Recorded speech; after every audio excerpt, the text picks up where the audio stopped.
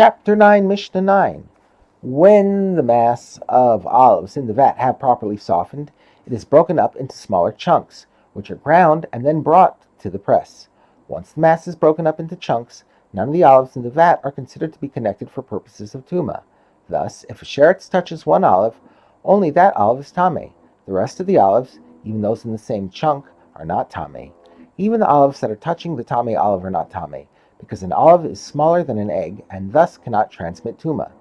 In the following case, though, the law is different.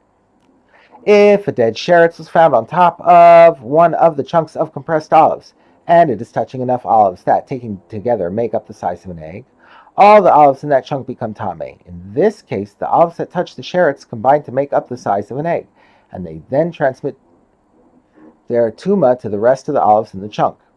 If chunks of olives were sitting on top of other chunks, and a sheretz touched the top chunk, even if the sheretz is touching olives that are the size of an egg, only the chunk that the sheretz touches is tameh, but not those underneath it. This is because the olives that touch the sheretz become a rishon. They make the rest of the chunk tameh as a sheni. That chunk cannot make any other chunk tameh, because the sheni cannot make ordinary food tameh.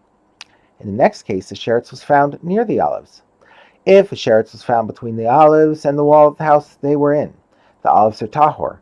We need not suspect that the sheretz was once on the olives, but fell off and rolled to the side. In the next two cases, some olives were removed from the vat and brought to the roof to dry, see Mishnah 6, and a sheretz was found among the olives.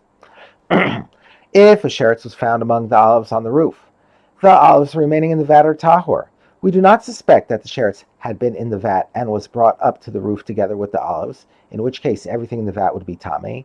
For if the sheretz had been with the olives when they were brought up, the owner would have noticed it when he carried the olives to the roof. Since he did not notice the sheretz until he was on the roof, we may assume that the sheretz fell into the olives on the roof and did not touch the olives in the vat.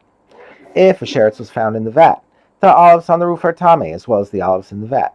In this case, there is no reason to assume that the owner would have noticed the sheretz while removing the other olives to the roof. Hence, we must be concerned that the sheretz was already in the vat before the owner took out olives and brought them up to the roof, and made all the olives in the vat tameh.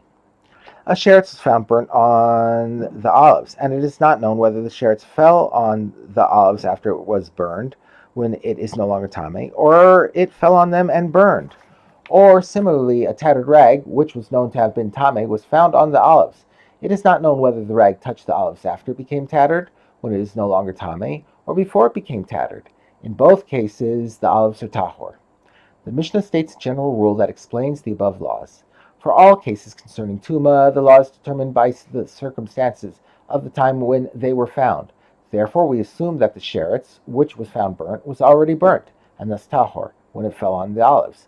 Likewise, we assume that the rag, which was found tattered, was already tattered, and thus tahor, when it fell on the olives. Accordingly, in both cases, the olives are tahor.